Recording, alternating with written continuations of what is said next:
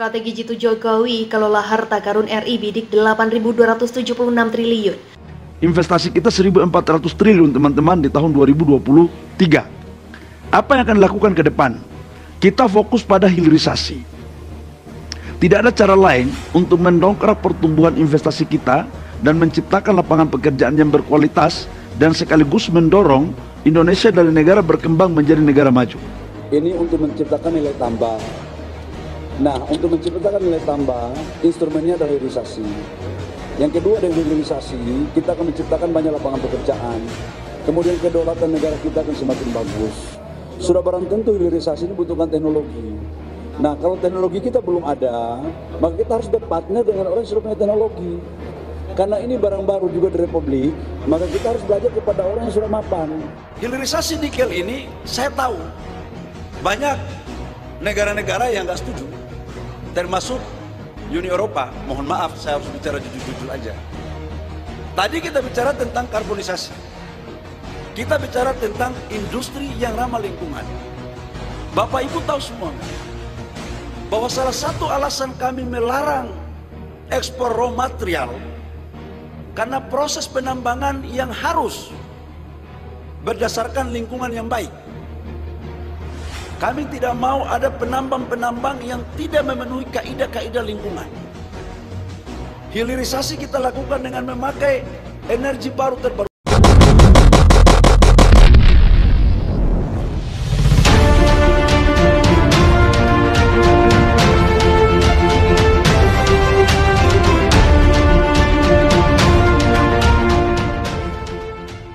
Kementerian Investasi atau Badan Koordinasi Penanaman Modal BKPM mengungkapkan pihaknya telah mempersiapkan peta jalan nilai strategis untuk tahun 2023-2035.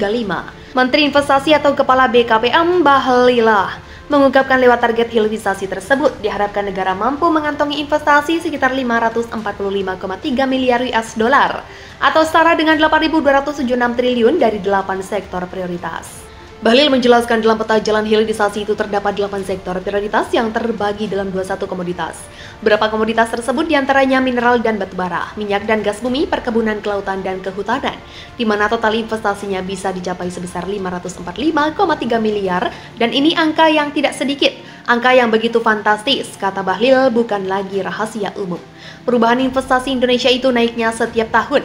Itu cukup signifikan, ini semua kita lakukan dalam rangka mendorong bagaimana membangun ekosistem industri yang ramah lingkungan dan energi baru terbarukan. Sudah saatnya saya pikir kompetisi itu penting di antara negara-negara, tapi kolaborasi di antara negara-negara itu jauh lebih penting untuk kita menghasilkan satu output terbaik bagi dunia. Merinci diharapkan investasi iritasi dari mineral dan batu bara dapat mencapai 427,1 miliar, kemudian pada komunitas minyak dan gas bumi sebesar 67,6 miliar. Serta perkebunan kelautan dan perikanan investasinya dapat mencapai 50,6 miliar. Indonesia, kata Bahlil, tidak ingin fokus untuk melakukan hilirisasi pada satu komoditas saja, sebab pada satu komoditas saja negara berhasil mendapatkan cuan atau keuntungan yang begitu besar. Pengalaman itu terbukti saat Indonesia melakukan hilirisasi saat ini. Kalian sudah berjalan sejak 2021 lalu. Bahlil menyebut bahwa hilirisasi nikel berhasil membawa Indonesia memperoleh keuntungan besar dari catatannya, kata Bahlil, pada 2017 sampai 2018. Ekspor nikel hanya mencapai 3,3 miliar US dollar, namun setelah adanya hilirisasi nikel pada 2021, nilai ekspor Indonesia melonjak berkali-kali lipat pada 2021. Ekspor nikel mencapai 20,9 miliar US dollar di 2022. Tafsirannya adalah 9 hingga 30 miliar US dollar, dan itu baru dari satu komoditas nikel. Berdampak pada peningkatan pajak dan juga competitiveness dan juga neraca perdagangan. Seperti diketahui, peta jalan hilirisasi investasi strategis merupakan tindak lanjut dari arahan Presiden Joko Widodo untuk mendorong transformasi ekonomi melalui hilirisasi dan industrialisasi sumber daya alam di Indonesia. Kementerian Investasi BKPM pun lewat momentum terbarunya membantu keputusan hilirisasi investasi strategis untuk menunjang terrealisasinya hilirisasi investasi berkualitas di Indonesia. Resolusi dan industrialisasi sumber daya alam merupakan salah satu dari 5 agenda besar pemerintah Indonesia. Sesuai arahan Jokowi, Kementerian Investasi BKPM didorong untuk bisa menciptakan pertumbuhan ekonomi nasional yang berkualitas. Melalui hilirisasi dan juga industrialisasi berhasil mengembangkan hilir di dalam negeri tahun ini. Nilai tambah melesat 5,14 triliun rupiah. di mana Presiden Joko Widodo baru-baru ini mengumumkan larangan ekspor bahan mentah bauksit pada Juni 2023. Larangan ekspor bauksit itu menyusul hilirisasi nikel yang sudah dilakukan. Pemerintah Jokowi mengatakan dengan larangan ekspor bauksit itu diproyeksikan RI akan memperoleh keuntungan berkali-kali lipat. Diperkirakan dari hilirisasi bauksit RI juga akan menghasilkan 70 triliun bauksit. Itu kita umumkan di bulan Desember mulai Juni 2023. Dan kita akan hilirisasi dalam negeri lompatannya dari 20 kurang lebih menjadi 70 triliun. Kata Jokowi. Selain itu Jokowi juga mengakui bahwa masih banyak PR yang harus dilakukan pemerintah untuk membuat sistem integrasi bahan mentah tersebut menjadi barang setengah jadi. Memang tidak mudah mengintegrasikan semuanya harus terintegrasi, sehingga nantinya bisa menjadi ekosistem kendaraan listrik yang ke depan memberikan masa depan yang cerah. Karena seluruh negara butuh mobil listrik, Jokowi menuturkan, dari hilirisasi yang dilakukan pada nikel, RI mendapatkan keuntungan yang meningkat dari sejumlah sebelumnya, yaitu sebesar 17 triliun menjadi 360 triliun, di mana itu ada lompatan besar lagi. Tapi apabila menjadi ekosistem baterai dan juga mobil listrik itu bisa memberikan nilai tambah ratusan kali.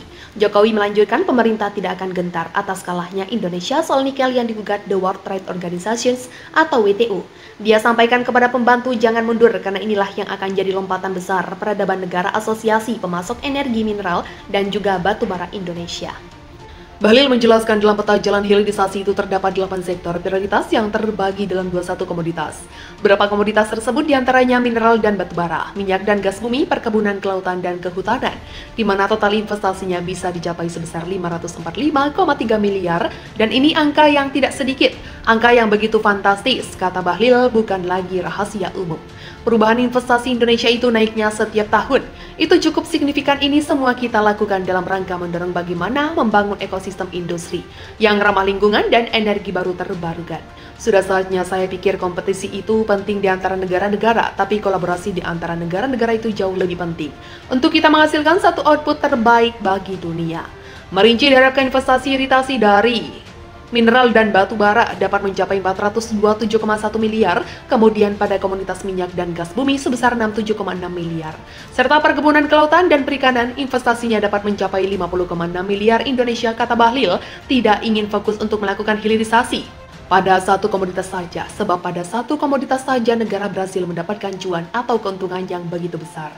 Pengalaman itu terbukti saat Indonesia melakukan hilirisasi saat ini.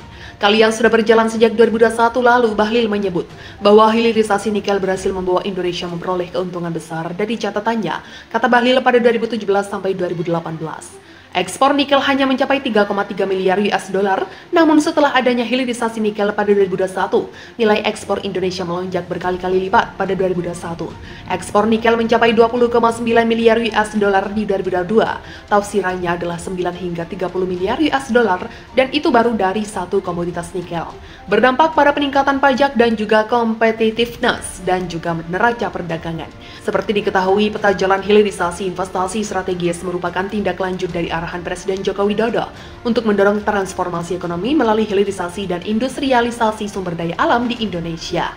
Kementerian Investasi BKPM pun lewat momentum terbarunya membantu keputusan hilirisasi investasi strategis untuk menunjang terrealisasinya hilirisasi investasi berkualitas di Indonesia.